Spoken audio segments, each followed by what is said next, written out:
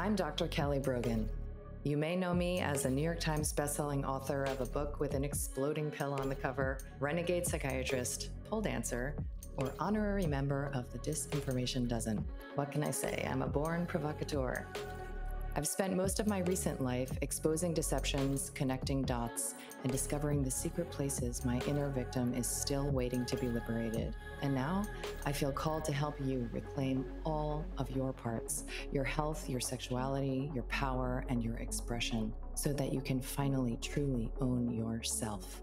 I want to ignite in you that inner knowing and the pulsing vitality that lives beneath your disempowerment, disconnection, and resentment, so that you can audaciously, courageously, and playfully alchemize your struggle into the specific pleasure of who you are. This is Reclamation Radio.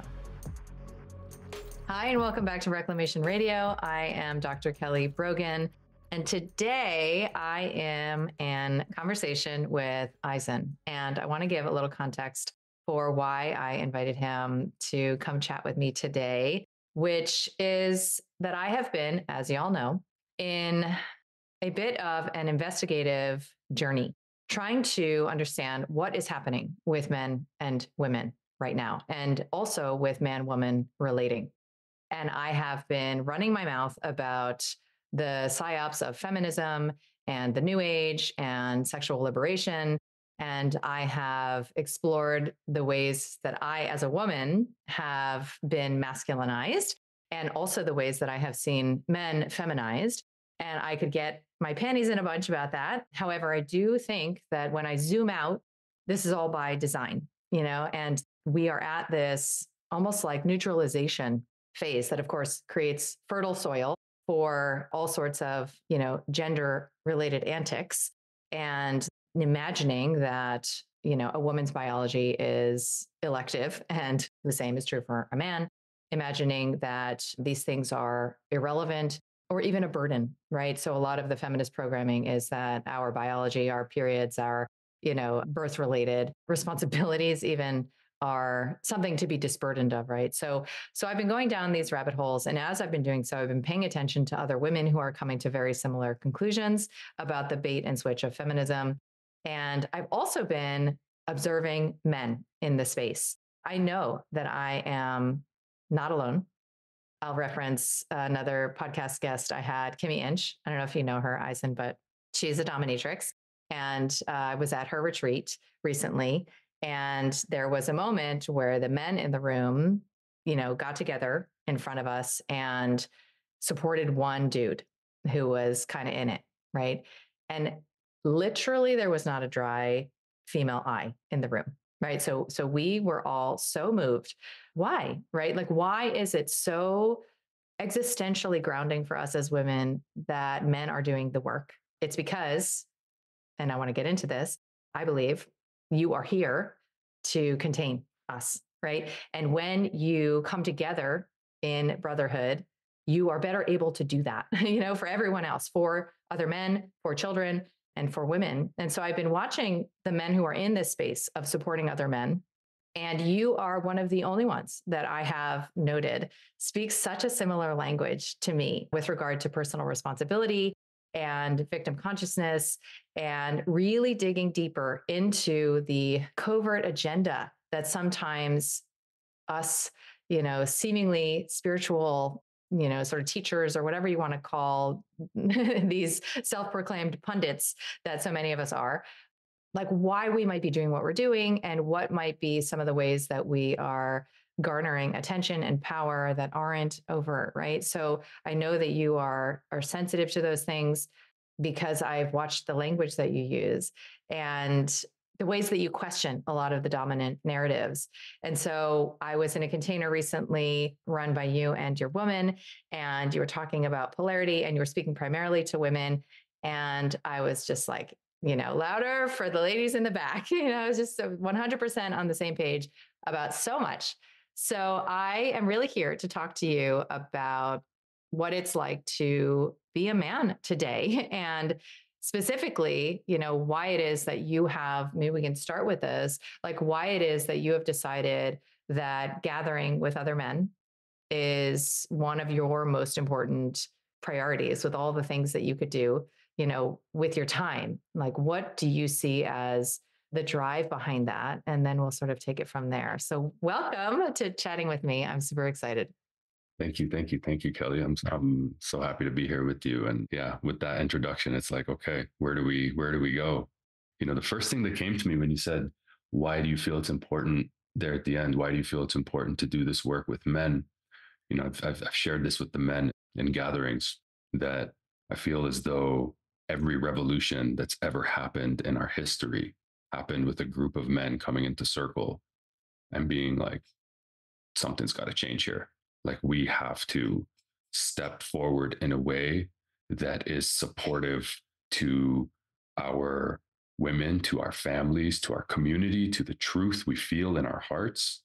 And, probably all your listeners will resonate with this. Like, there's massive shifts happening within each and every one of us, massive shifts happening in the collective. And I kind of joke around with the guys saying that they're going to be obsolete models if they don't keep up with the women.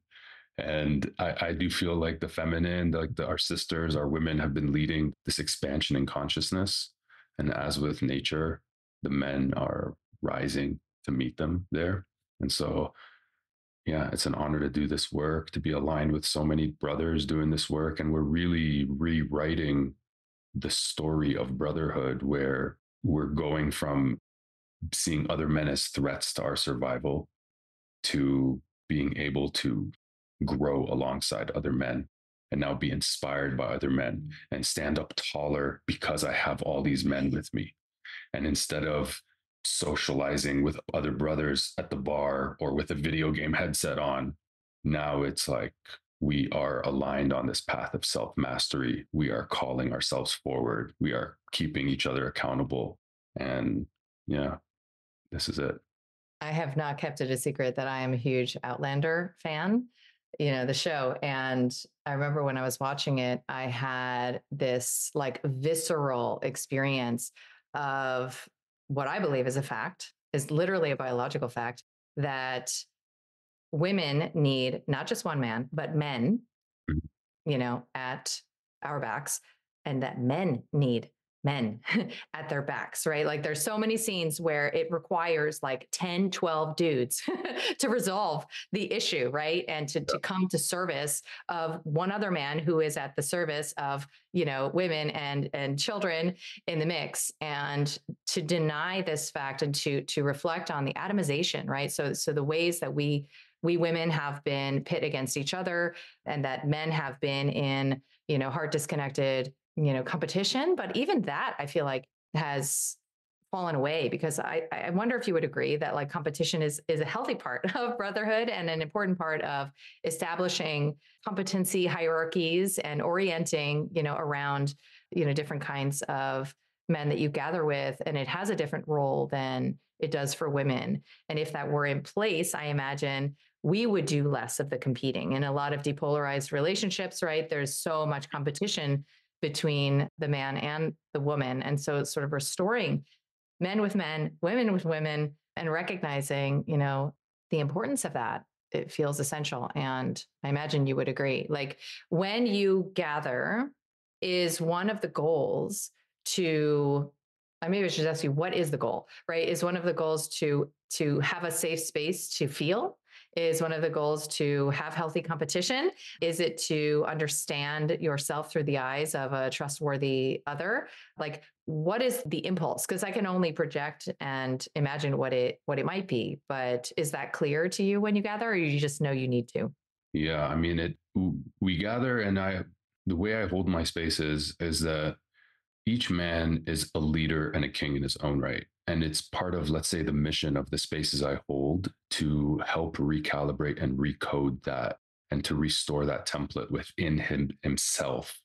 And so these men are called forward. These men are called forward to lead, to guide, to teach. It's not just me standing in front of them teaching the whole time. It's like, bro, you've been traveling lifetimes to get to this point.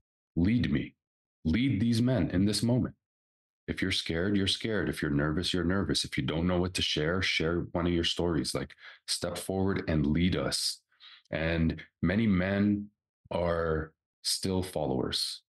They're followers to what society's told them. They're still following their identities. They're still following their egos. They're still following their woman's desires of what she wants for them.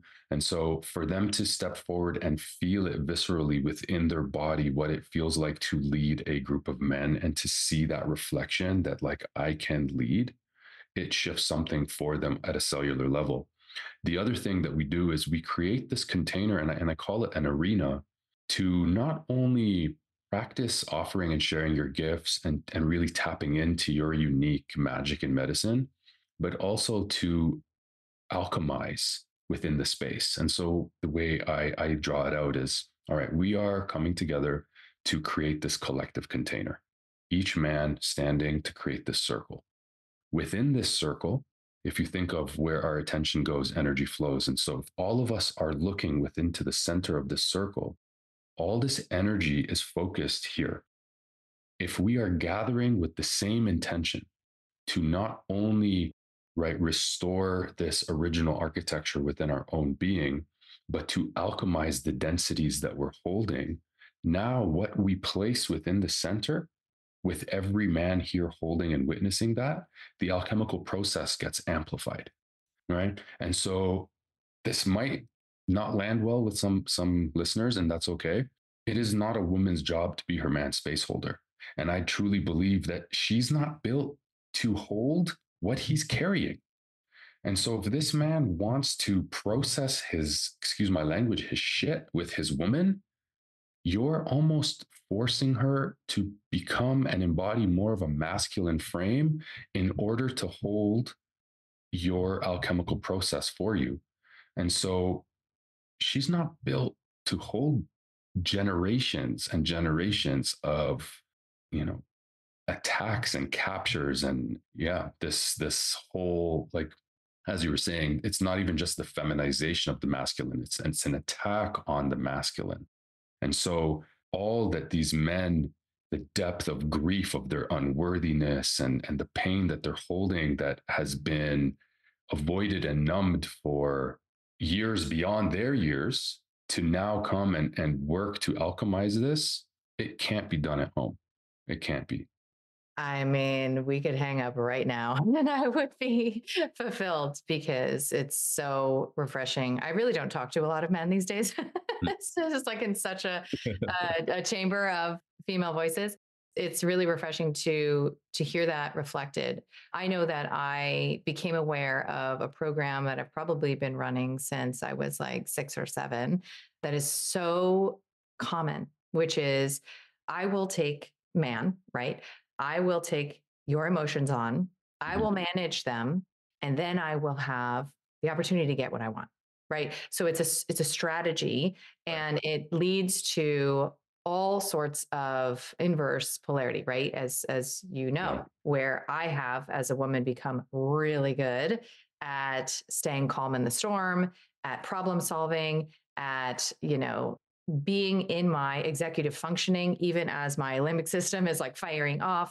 And these masculine virtues have certainly served me, right? But in relationship, they don't, right? Mm-hmm. And you could argue that's why I'm twice divorced, right? Of course, there are many other karmic reasons behind that, but like the understanding that a man's emotional alchemical process is his to manage however he sees fit requires that we suppress a lot of our fear-based reflexes, right? Yeah. Because it is not only so ingrained, I think, in so many of us to solve a man's problems with him, to feel intimacy, to feel connection, to even encourage him to emote, right? To cry, to, disburden himself. How do you feel, honey? Kind of a thing. It's so reflexive at this point, but I think it becomes even more buried that there is a fear beneath that, right? So I have been very invested in exploring the fear I believe all women have of all men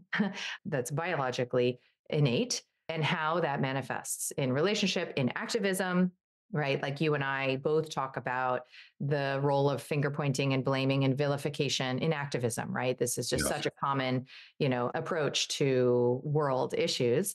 And you and I believe both agree that it's an inside job first, right? Like resolving that war inside. But when I came to understand my fear of men, including those that I, partner with, is driving so much of my seeming desire to help them, right? Mhm.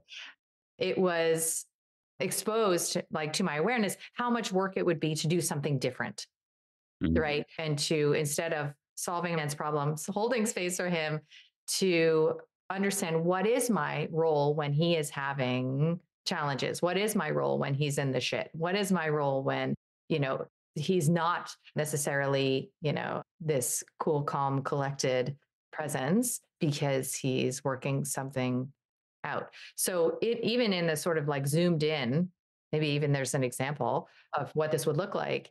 What do you see as the ideal way for, in romantic relationship, for a woman to interact with her man's struggles, especially if he hasn't yet suppressed his own reflex of asking her for help, insight, guidance, direction. I'm a big supporter and cheerleader of Laura Doyle's work. I don't know if you know it. She wrote a book called The Surrendered Wife.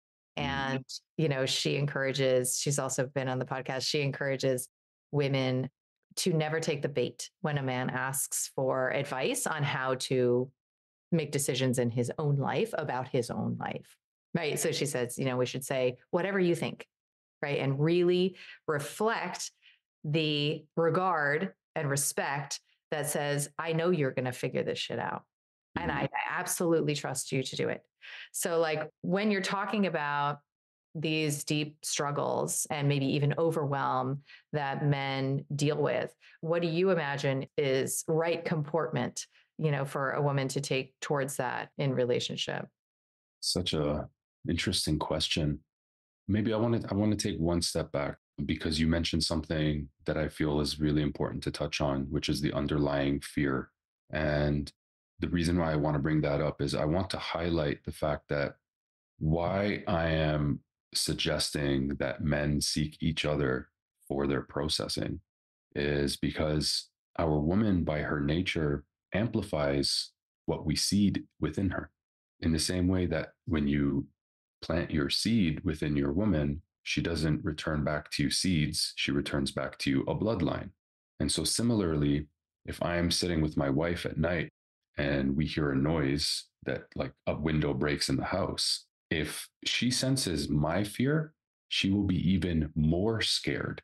She's not going to match my level of fear. And so we need to have this awareness that it's one thing to rest your head in her peace, and then it's another thing to drown her in your tears or to, yeah, drown her in your own storm. And so notice, for the men, notice when you're coming to your woman seeking for your own mother to soothe you, and be aware of what it is that you're seeking from her. Are you seeking to extract from her?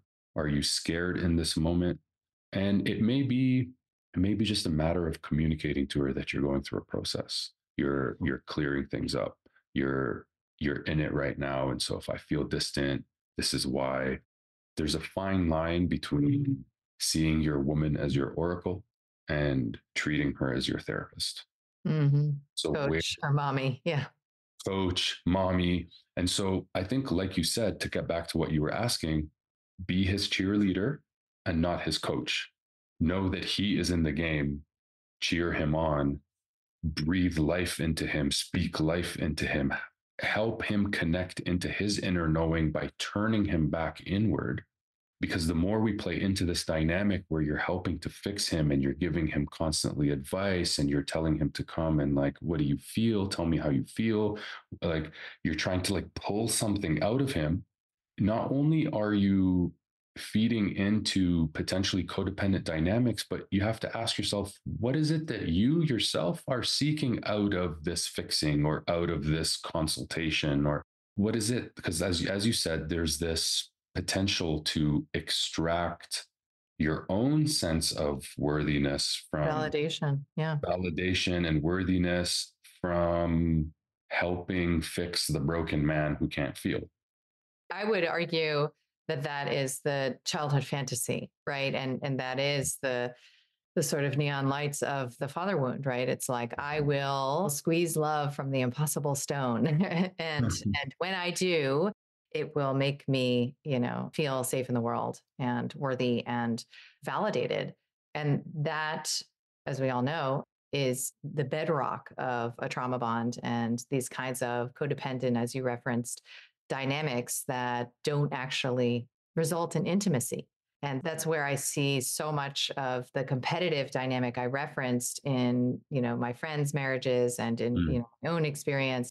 And why, if you don't understand these principles of victim consciousness, you can literally live in a hellscape and gaslight yourself that you're just working on your difficult relationship for decades because you're in a zero sum game, right? And you are trying to be right relative to your man, and you want him to appreciate the advice and the guidance and the insights that you bring to the table.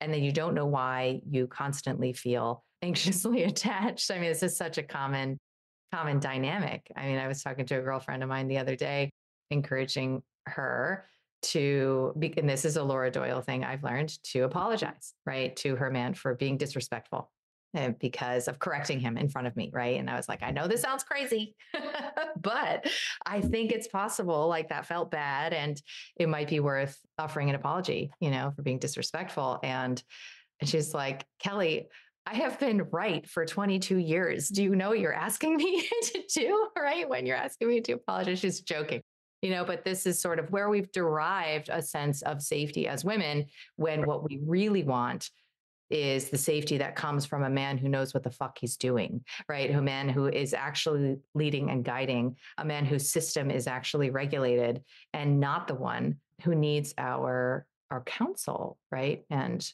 right, whether that's because we grew up with dads who needed us to emotionally handle them, manage them, regulate them, or who were unattuned to our inner experience, or what it is. This is a very common dynamic. Yeah. So what do you see as being like some of the common patterns in relationship that are almost normalized?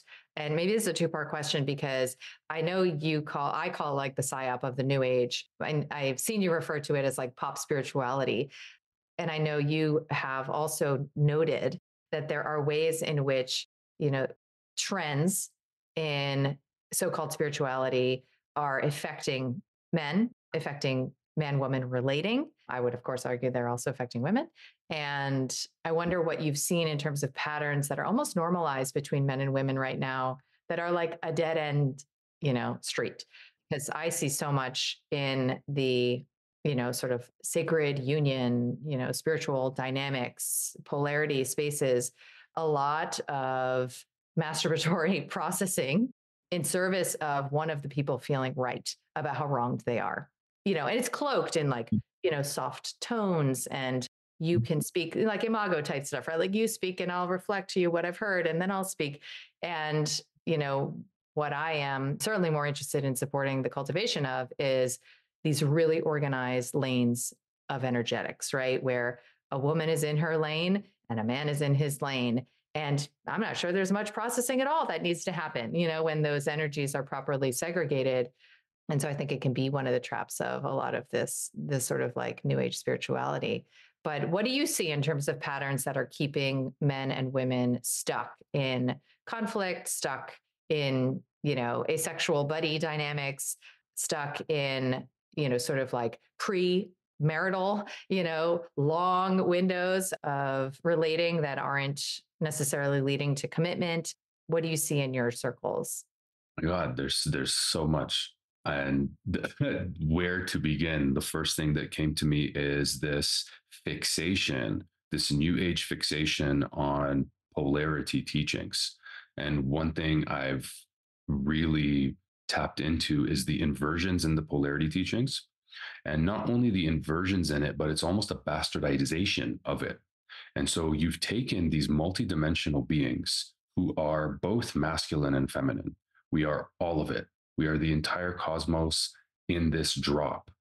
And now we are there's this almost return back to what is familiar, veiled with spiritual garb. And so we see certain people telling women to be more soft and surrender, but not discussing what the surrender process actually is, what she is surrendering to. She's not surrendering to this man, she's surrendering to God. She's surrendering to the universe working through her life. She's surrendering to perfection. And so, until she can anchor that in and feel that deeply within her body, within her own life, you can't jump the line and tell her to surrender to this man. It makes no sense. What they're discussing is submission. Submission happens with the mind, submission is forced.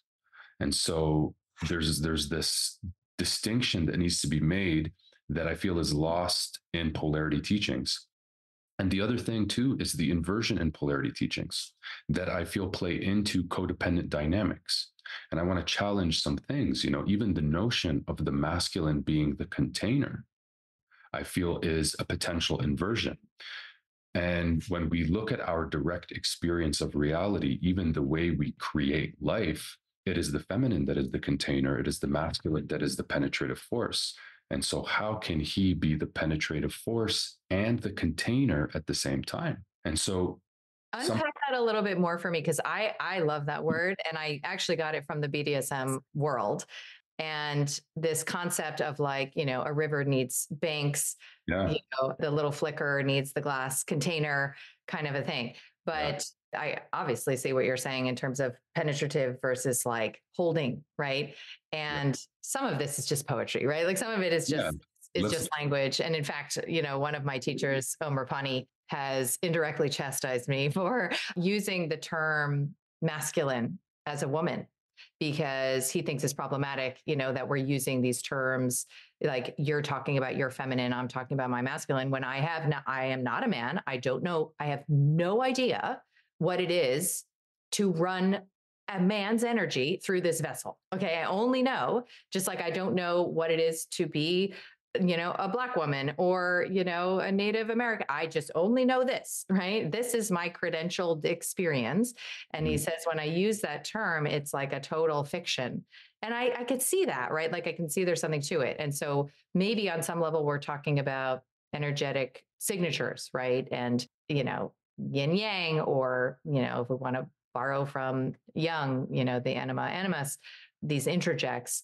But I'd love to hear more about your challenging this, because it is very pervasive. I have aligned with that languaging. When I use it, PS, just so that you can weave this into your response, I think of it as a neurophysiologic thing, right? So if we were in a room together, or maybe across the pixels, I don't know how well it translates actually, but if we were in a room together and your system was well regulated, like literally, your pulse was steady, right? Your coherence, your energetic coherence was on fleek.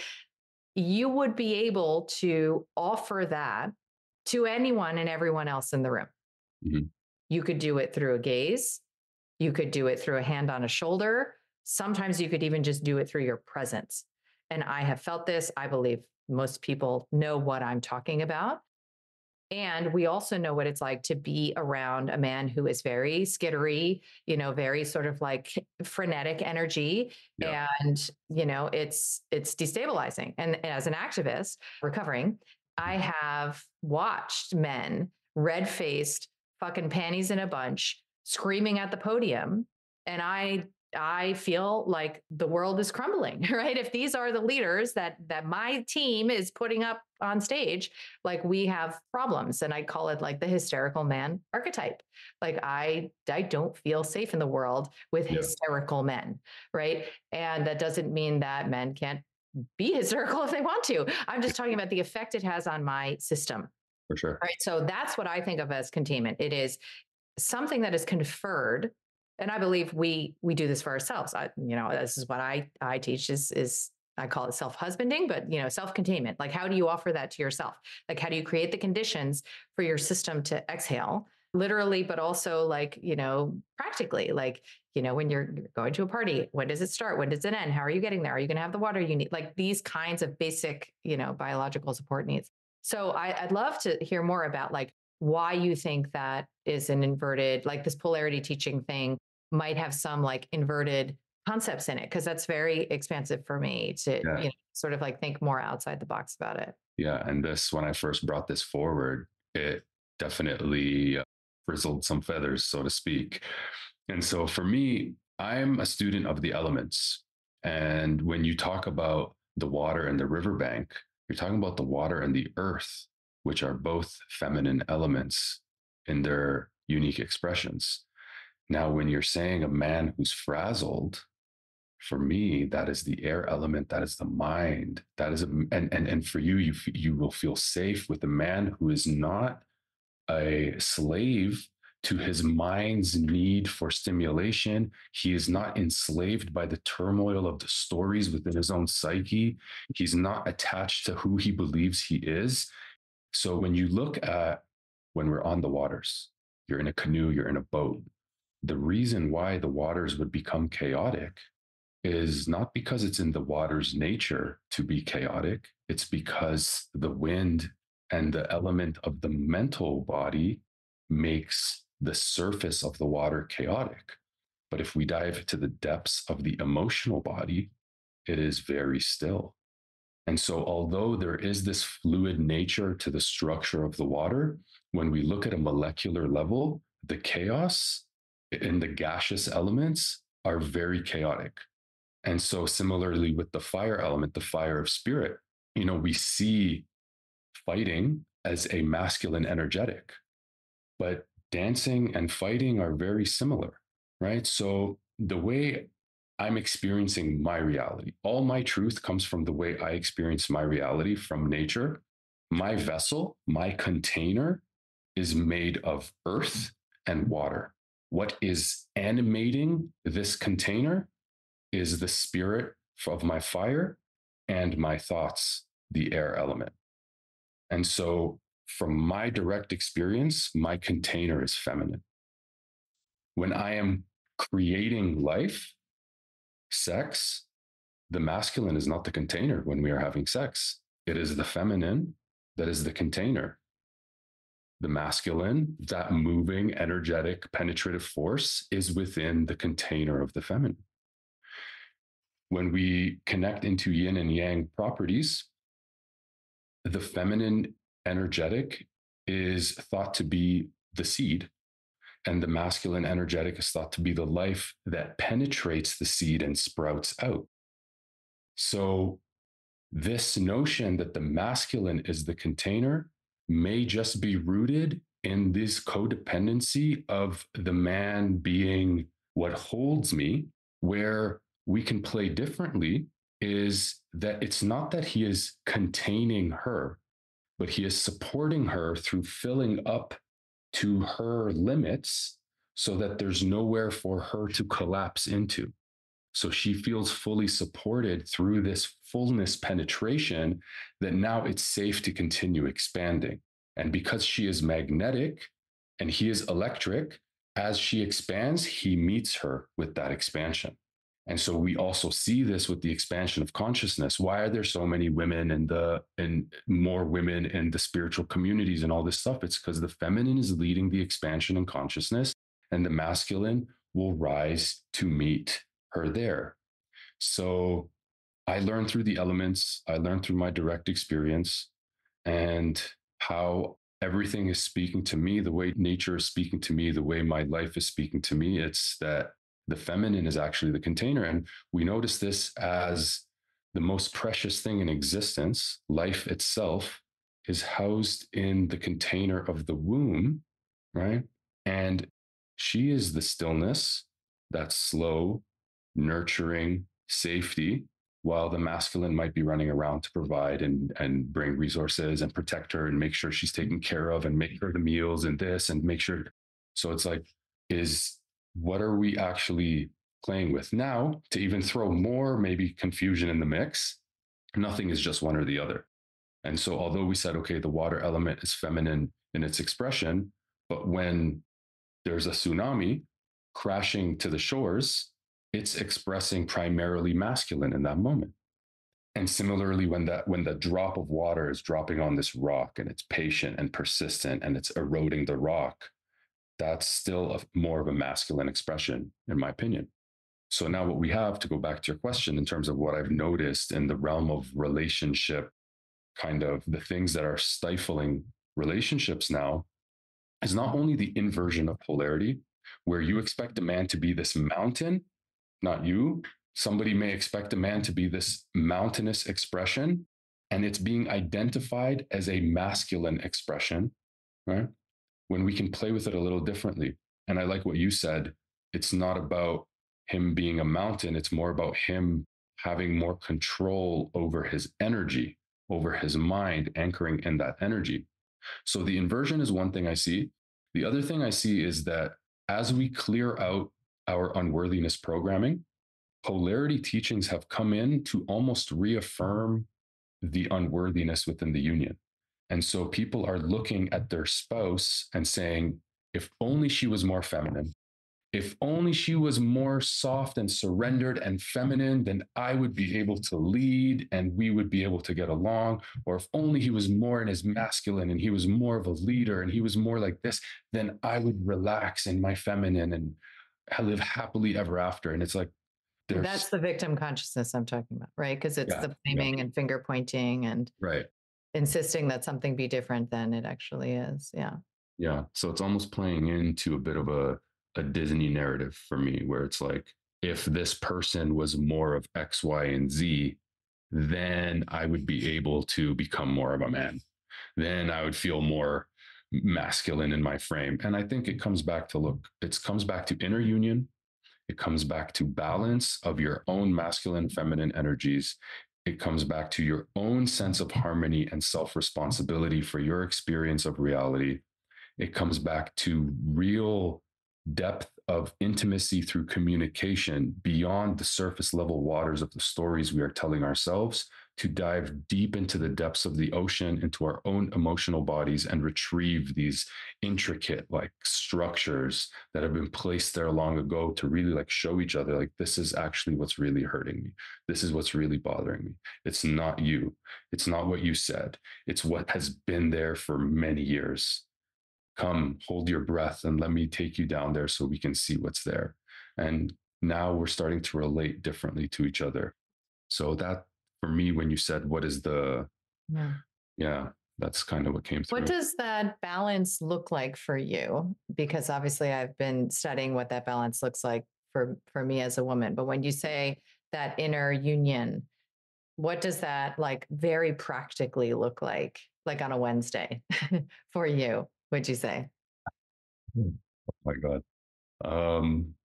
What does that very practically look like for me? Connecting to the divine mother within.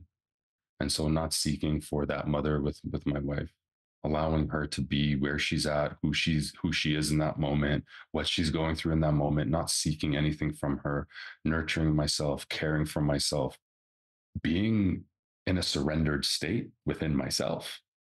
And so many men are out here demanding their woman be surrendered and soft and this, but they have yet to learn how to surrender to God. And so living in that receptivity. And also, it's important for a man to be magnetic too. This isn't just for women to be magnetic. Like, everything that we attract in our life is from our own magnetism. And so that balance of being receptive, being surrendered, being soft with myself, but also taking action in my life, being structured in my day, being disciplined as well, which is interesting too. Now that we're just kind of like throwing things around, like, do you believe discipline is more of a masculine expression or a feminine expression? Well, because I similarly believe in the cultivation of, like, I call it maturation, right? Like the maturation of these energies, right? So I have cultivated a number of masculine competencies like goal direction, problem solving, integrity of word, the will based execution of tasks, for example. And I've done that from a wound, right? So I've done that almost emulating. And this is where the feminism piece comes in hardcore, but emulating that which I am fundamentally afraid of, right? And threatened by, and feel persecuted by, and violated by, and betrayed by, and abandoned by, and all the things, right? However, the maturation of those energies is in service of, as you reference, nurturance, self-nurturance, right? It's in service of my dominant essence, right? And that's why I call it self-husbanding, because as I mature those, what I do call masculine virtues, I am better able to allow, right, my creative inspiration, my sensuality, my felt intuition to have its rightful place. And again, I would use the word containment, and I completely understand what you're saying. It's a really helpful nuance for me to like expand my perspective on it. So yes, I think of discipline as being a masculine virtue. However, Marion Woodman, who is a Jungian psychoanalyst, she talks about how discipline etymologically actually means that something like the gaze of the teacher who loves you, because it has disciple as one of its, roots, right? And that's been my experience of discipline. It's actually, it can be a self-flagellating practice, right? Or it can be a self-devotional practice. And so like, does that really have, the yin or yang signature? I don't know. But I like personally, and this is what I teach, the imagining the eyes of my husband, my king, my father, whatever you want to pick one, upon me, right? Like the gaze upon me that I like blossom under, right? So I like to think of discipline as being that gaze of the teacher who loves me. I don't know. For me, that's a very resonant like meaning. And I am a hugely disciplined person, right? And I've had to actually mature that. How? To look at the ways that I've become rigid and dogmatic in my routines, in my sort of rejection of, I mean, it could be like gluten, literally, like in my rejection of things that I have decided should not enter the palace, kind of a thing. And at a certain point I've been invited to soften that and to become more nuanced in my responsiveness to reality rather than coming with this rule set, which is, it serves its purpose for a phase. And that's why so much of this is so nuanced, like I wonder, and maybe you want to say something about discipline, and then maybe you can tell me like a bit about like, if you like, what do you see as the role energetically of let's just talk about wife and husband. Yeah. Do you think there are roles, because I would assume that you would, but maybe there is more fluidity there that you think would be helpful to like embrace. So yeah.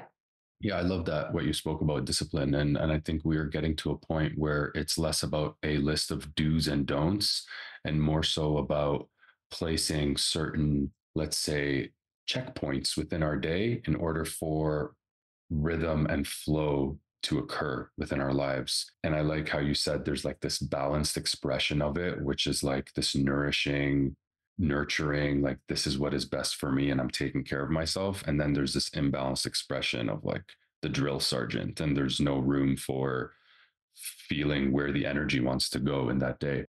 In terms of roles in my marriage, I'd say yes and no. I do like to be in service to my wife and to the union. And so, yes, when we're in the airport, I'll carry the bags. I like to drive. I'll pay for dinners. Like there is a sense of chivalry and traditional, let's say, even though that word might be kind of charged. However, for those who don't know, like my wife is an empress. She has her own empire and she's building and creating, and she has a certain mission that she wants to fulfill. And I support her as well in that. And so, as well, she very much leads in our union. Like I say, the man doesn't lead, the woman doesn't lead, God leads. And so, the importance of both parties remaining super connected, super tuned in, and open, and trusting that God is working through that other person, right?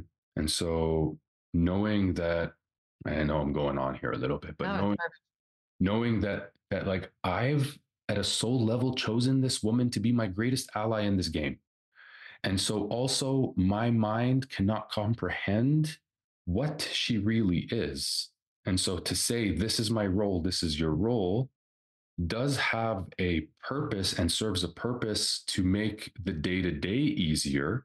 But if we are trying to contain what we are within this union, I feel like it limits our expression and our experience of each other. But yes, like I do all the cooking. She does all the cleaning up afterwards. That's just how it works. I love to cook. I love to nourish my woman with my cooking, and I hate cleaning up after. And she loves to do it, and she sees it as a meditation, and so that works like that. And so we do have specific roles in that way, but I wouldn't necessarily see them as a box that's been predetermined for us, if that makes sense. Yeah. I think the complexity that has been introduced, again, just to reference the Yeah. Pandora's box that is feminism, the complexity that's been introduced with a woman who now has the opportunity to choose whether to work, whether to cultivate an empire, whether to be financially independent or not, and otherwise potentially traditional, I use that phrase too, for lack of a better one, sex dynamic.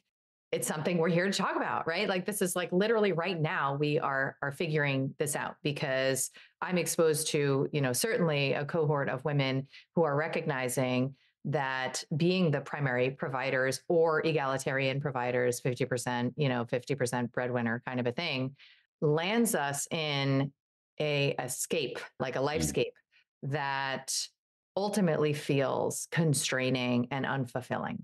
Yeah. Right. So I've been breadwinner. I am, doing all the things that feminism said I could do. Right. And I'm reporting from the trenches that it ain't all that. Right. There's something missing. And in the capacity for a man woman dynamic to become a free energy technology, right?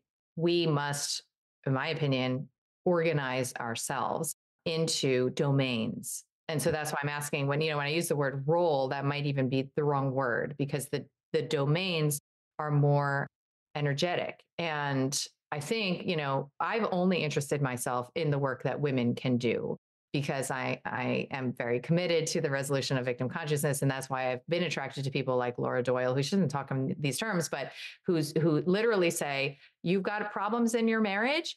Your man doesn't have to do a damn thing. He doesn't have to go do plant medicine. He doesn't have to get a therapist. He doesn't have to read this fucking book. And he certainly doesn't have to go to couples therapy with you. Let him alone. Okay. And you focus on you, bitch. Like that's literally what I hear her say. And it's so refreshing because the woman, addressing these fear-based reflexes. Right. Of like, talking shit about her man in private to her girlfriends and then disrespecting him in public. And then, imagining that she knows better how he should be doing his life and constantly like henpecking, all of these reflexes can be soothed, right?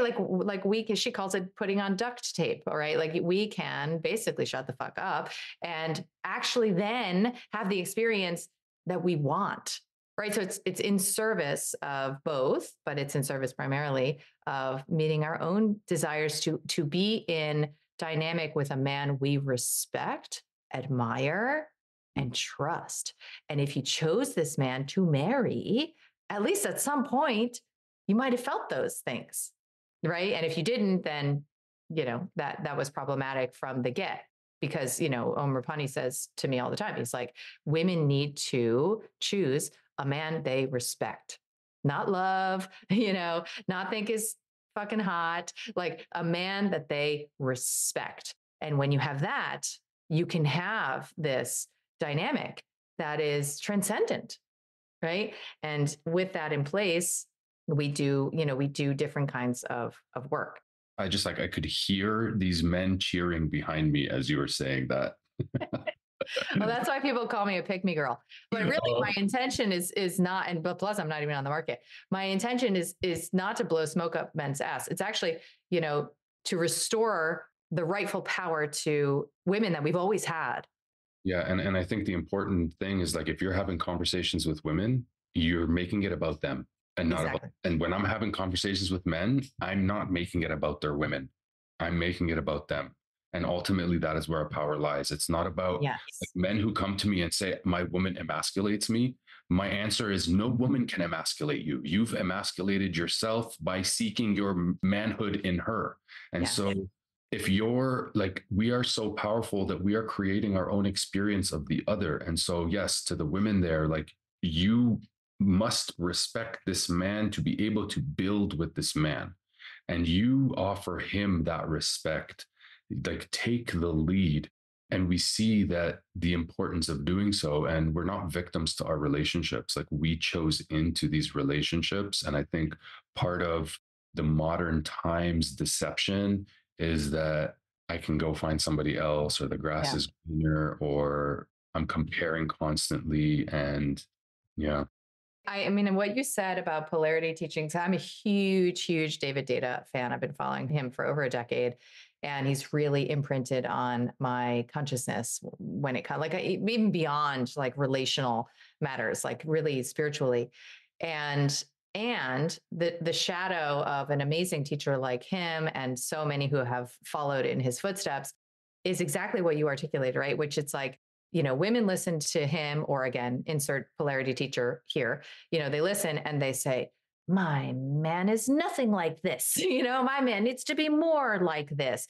But then we also feel super deficient, right? So we feel indicted and also simultaneously disappointed, right? And resentful. Mm. And the sort of potentially the missing link is just like very rudimentary, simple behavioral changes you can make in the next 5 minutes. Right. So, like, not even going deep into the energetic practices and philosophy and metaphysics that Yeah. I think do underpin a lot of what we're restoring and reclaiming here, even in this conversation, but just the simple shit. And that's why I like, you know, work like Laura Doyle's. That doesn't even pretend to be polarity work, doesn't pretend to be spiritual work. It's very pragmatic.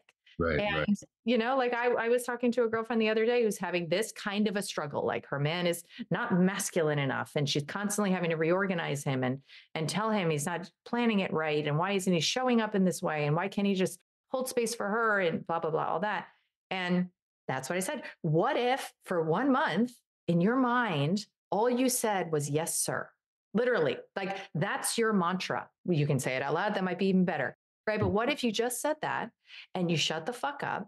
Okay. And you stopped when he suggests something, you stop being like, yeah, but how about like a little different? How about maybe this? And you just get a real feeling of what it's like for him to be the primary decision maker. Mm. Right. And then you can feel, do I trust this man? Because you can't even really get a sense for that if there's two people driving the car, right? So you said, Yeah. you like to drive. Yeah. And I think that's like, I've come to believe that's the biggest, the most authentic barometer, right? Yeah. For any woman is like, if you can get in the car with a man, doesn't have to be your man, like literally an Uber driver, and you can not say anything, like actually, like not like, oh, but I think what if we turn there? Or like, are you sure you're going the right way? Or like, God, I'm like really late. Can you be a little faster? Or you're driving too fast or whatever. You can just not say anything. You have a little experience of what it is, not only to trust that man, but also to trust God, right? Also to trust that you're never going to be put in a situation that isn't designed for you. And how about you just like take a seat, right? Like take a seat and just go along for the ride. And I have great insight into why we don't do that as Mm. women, right? I get it. And we're finally in a position where we can, learn to confer safety to our own systems and then begin to assess situations with more sober eyes, put ourselves in situations where we are actually safe and we can chill we can chill out a bit, right? Yeah. So I want to ask you, and maybe this will be one of our last questions because I want to Yes. respect your time, but I want to ask you about the subject of initiation, Mm. because I've come to believe that men require initiation, right? And maybe I've just been influenced by, people who've spoken on the subject previously, that like you become a man, right? And you do Yeah. so through initiation that prior to the hegemony of American culture, or lack thereof, was a part of any traditional society, right? That there was something built in for a man to confront his childhood fears of death and incapacity and to blow through them with a more expanded self-concept that he takes into the world, right? He grabs his balls and his spine and he is now a man, right? It just happens 1 week. You could argue that this is what childbirth is for women, but I'm not sure that the journeys are the same. In fact, I'm fairly convinced they're not. And Right. so I wonder what you think, because, when I think about what we can do as women to support like healthy masculinity in the world, healthy men in the world, Yeah. I think of a couple of things, right? Like I think of supporting mothers who have sons so that they don't energetically castrate those boys and require that their healthy aggression be hidden in a catacomb, and require that those boys manage their emotional stability, and require that they essentially become parentified spouses, right? So that's an arena we can work on. I think about courtship, and I've become rather conservative in my beliefs about sex before marriage and these kinds of things, like gatekeeping sexuality as women. And I think about like the ways in which we can encourage men to actualize before they have access, in their own life path, right? Before they have access to the prize, let's say. And, I think about all the relational ways we've been talking about. We have so much power to really bring out that experience of man that we yearn for and long for, I think, if I could generalize, right? But I don't know what we can do about the fact that men are not being initiated. And I wonder what you think, right? Because maybe that's even part of what you achieve in these gatherings that you put together. It's like, these micro initiations. But, if you were to have a son, let's say, like, how would you look at that trajectory, of his life? At what point is he like now a man in modern culture? It's just sort of like, oh, college, like what is the thing that confers that, identity even to a teenage boy or to a young boy? Do you feel like you experienced it? Do you think maybe it's not as relevant as I'm making it sound? No, it's super relevant. And I first want to just acknowledge what you brought in terms of how women can play a role in this inspiration. And the last thing you said in terms of like helping to bring it out of them, I do feel that every woman is kind of got that ability to be the snake charmer and play that right tune to bring the snake out of the box. And only a man's will and willingness and free will, which I refer to as the three wills of spirit: a man's free will, his willpower, and his willingness. These are the foundational elements for his own step forward into initiation. And for me, it was seeking these things out for myself, like initiating myself into greater awareness. My path happened to take the look of plant medicine at the time when I first really woke up, sitting with ayahuasca and like trusting and going into ceremony and purging my guts out, ceremony after ceremony, and really clearing and purifying and facing the depths of my being, and recoding a lot of these impurities within my psyche. And so my initiation happened to look a certain way. The other part, that because the society we live in right now, this modern society, and I don't want to pick it apart because we chose to be here now at this time, but the conditions we are faced with right now are one of supreme comfort and convenience. And unless a man gets off his ass, gets tired of marinating in his own shit, and seeks to initiate himself, he's going to remain sitting on the couch, complacent, stagnant, shut off, depleted, and numb to his own existence. And so, to the men listening, the important all two of them listening.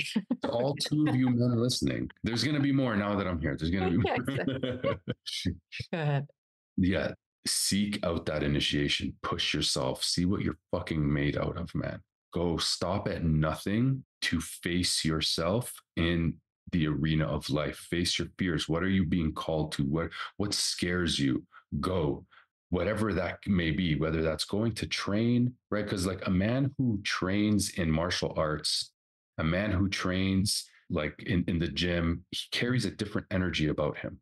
And so push yourself, connect into your body. Okay. It's a simple recipe, I think.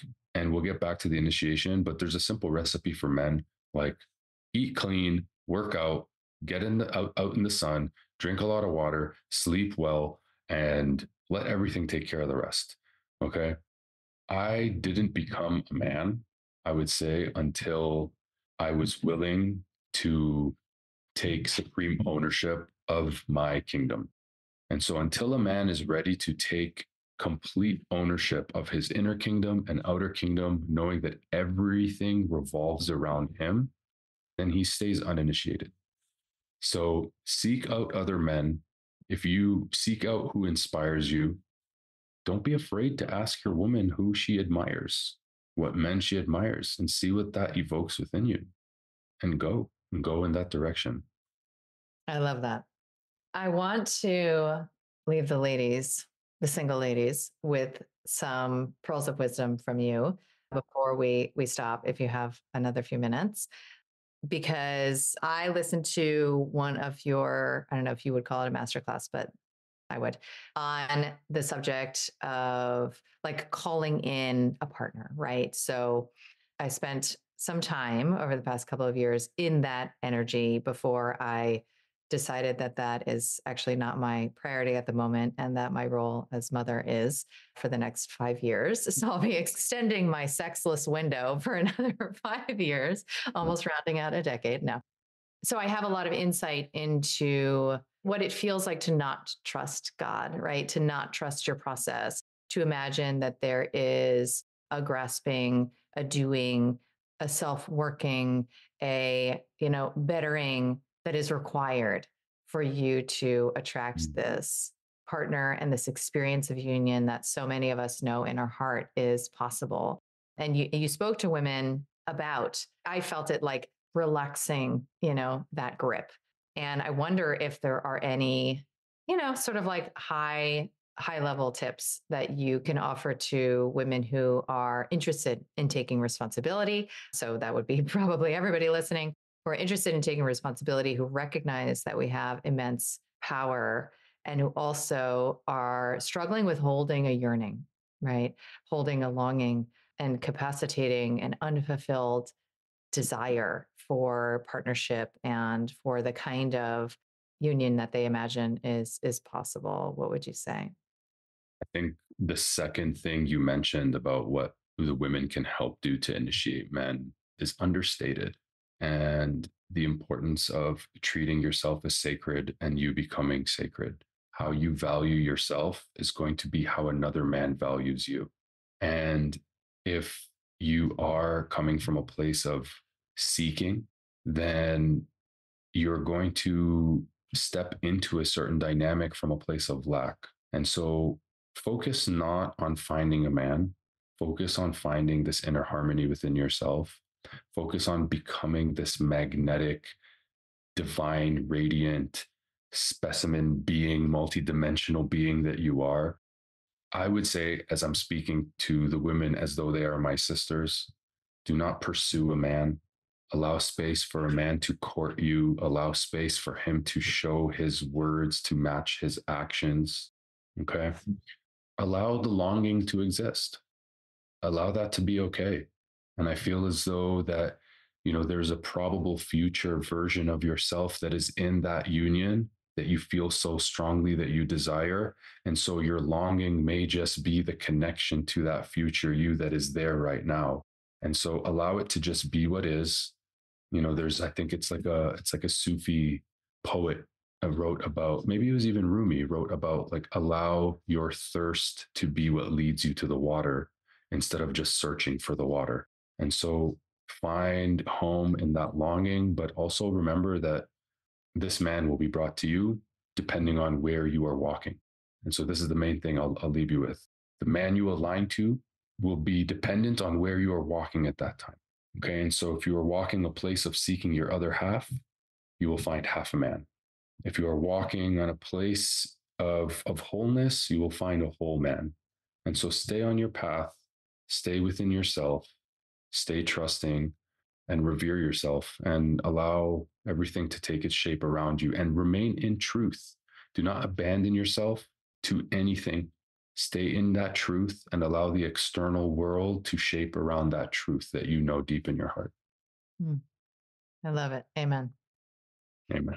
It's very powerful. And I so enjoyed this conversation. I really do feel like we are, we're weaving the fabric as we are laying on it. And we're at this semi awkward moment of self-consciousness and self-awareness around the fact that we are indeed, creating this new reality, this new world, this new earth. We're aware of it, that we're doing it, like as it's happening. And so these kinds of conversations feel important to even smoke out some of the blind spots and expand some of the vernacular. And I know myself, I can get in a lot of, rhetorical ruts, speaking so much to so many folks about the same stuff. So this has been really expansive and refreshing. And I'd love for you to share with folks, Ihsan, about what is alive for you these days, like teaching wise, and where people can find you, and what you're offering if they are interested in going deeper. Okay, so I'll share it with you first. Shanti and I are putting on a sovereignty summit, and that's going to be at Lionsgate Portal 88, 89, and 810. And we are going to bring the most potent online summit around all things sovereignty. The first day is going to be about expansion in consciousness, reclaiming your sovereignty as it pertains to your consciousness. The next day is going to be all about the physical vessel. And then the third day is going to be about sovereignty as it pertains to navigating this game. So finances, crypto, taxation, free birthing, new technologies, everything. So we're calling in the Avengers. We're putting this together for our community. We've done a lot in the personal development space, and we want to provide people with these tangible tools to reclaim their birthright of sovereignty in this game. And so that is something that we are currently crafting behind the scenes. Amazing. Very on brand. That's amazing. Well, thank you so much. Thank you so much, Kelly. I appreciate it.